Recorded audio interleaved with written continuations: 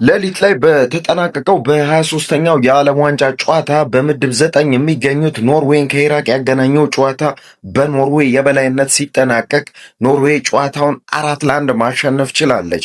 ሁለቱ ሀገራት ባደረጉት ጨዋታ የድል ግቦቹን ማስቆጠር የቻሉት በ29ኛው ደቂቃ ከወልፍ የደረሰውን ኳስ ልማደኛው ኤርሊንግ ብሮት ሆላንድ ጎል አስቆጥሮ ኖርዌይ መሪ ሲያደርጋት በ39ኛው ደቂቃ አይመን ሁሴን ጎል አስቆጥሮ ኢራቅን አቻ ቢያደርጋትም በ43ኛው ደቂቃ ሃላንድ ለራሱም ሆነ ለሀገሩ በጨዋታው ሁለተኛ ጎል አስቆጥሮ ዳግም መሪ ሲያደርጋት በ76ኛው ደቂቃ ከማርቲን ኦዴጋርድ የደረሰውን ኳስ ሊዮ ኦስቲጋርድ ኳስና መረብን አገናኝቶ ኖርዌይን ወደ 3-1 መሪነት ሲያሻግራት በ96ኛው ደቂቃ በጭማሪው ደቂቃ ላይ የኢራቁ ተጫዋች ሁሴን በራሱ ጎል ላይ አስቆጥሮ ጨዋታው በኖርዌይ 4-1 አሸናፊነት ተጠናቋል።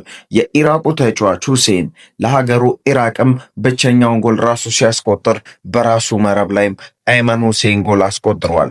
የጨዋታው የመሃል ዳኛ አንድ ቢጫ ካርድን መጠቀም ሲችሉ ኖርዌይ በዚህ ምድብ አስደናቂ ጅማሮን ማድረግ ችላለች። እዚህ ጋር በቃን። ቻናላችን ለብዙዎች ተደራሽ እንዲሆን ሼር፣ ኮፒ ሊንክ ይደረግ። መልካም ቆይታ